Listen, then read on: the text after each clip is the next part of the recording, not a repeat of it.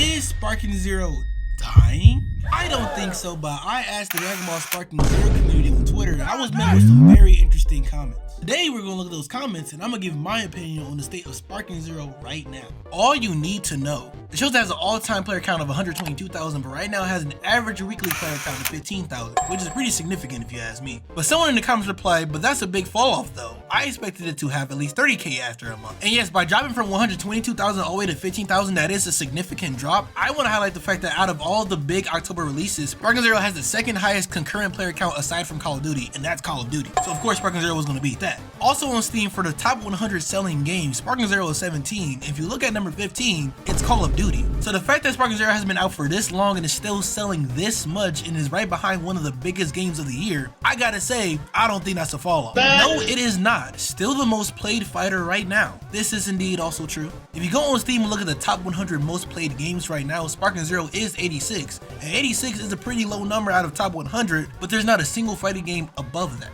Hence, making it the most played fighter on Steam at the moment. The initial hype is gone, but I assure you the player base is still there. It's very alive. This person brings up an interesting point, but I want to offer another perspective. Dragon Ball Sparking Zero is a game that everybody, me included, has been waiting for almost decades. It was literally my first video I've ever made on YouTube and as a content creator in general. However, if you're one of those people who was like me and go online and get your ass whooped, you start realizing like, there's a lot of sweats in this game. And now someone like me who's up for the challenge, I'm not going to stop playing after that. But if you're going to a game like Dragon Ball Sparking Zero that has like an unbalanced type of mechanic where there's certain characters that are just stronger than other characters, having that unbalanced nature could deter a lot of players from continuing on the online scene. Now me personally, I believe the game should be unbalanced, but you have to keep that in mind. May used to be believable back in my day, shake my head. Slight tangent, I only made that tweet so I can just get a perspective from other people in the community, but everyone just assumed that I was trying to bash the game. It's actually pretty funny. If you go look at my Twitter, Prez_James, you'll see what I mean. Yesterday I played 11 matches and every single match was either Gogeta or UI Goku. This kind of go back to my point about the unbalanced nature of the game. It is very annoying, but also that kind of is the identity of the Budokai Tenkaichi series. And I am grateful that they're still adhering to that identity because it's very easy for them to just say, let's make a balanced game. However, and I made this point on one of my shorts, since this is an online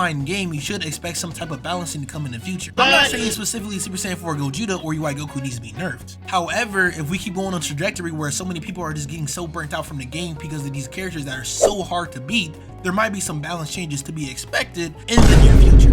I don't see how. I play it every night after work, LOL. I'm still gathering my research before I made another video, but from my own personal experience, I feel like the network connections have been very much more improved since the initial release of the game. I made a video about 2 weeks ago explaining how I couldn't even find a match unless I put on a certain setting on Xbox. However, now I've been finding a lot of matches like hunky dory, but I want to make sure that's the case not just for me, but for the community. So if you're experiencing any online issues, please put it down in the comment below. Game is alive and well, my guys. Needed some fixes, but yeah, Sparking ain't going nowhere. Dreadhead Skull, I would agree with you. See, we're locked in like this. We're locked in for real. The DLC is good and they add content consistently, it will be fine. ABZ brings up a very good point. The DLC that is yet to come will bring a lot more people who have left the game or are going to leave the game to come back and play the game even longer. I know when I played Xenoverse, a lot of the DLC did that for me. So for Sparking Zero, it should be the same exact thing. Yes, it is. No, it's not. Man, no, it's not, man. No.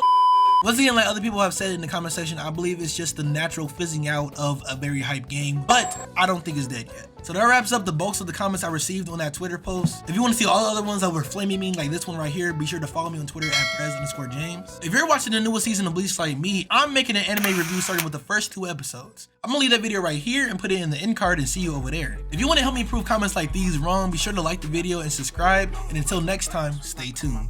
Cody and Zach, me in that bank like Kobe and Shaq. I got drawers to hold my racks. I broke my next light the very same night. I switched to a super tax. Why would you dish that rock if you want me to score, little brother? I'm shooting that. Inhale, smoking that super pack. Stick shift, looking like who is that?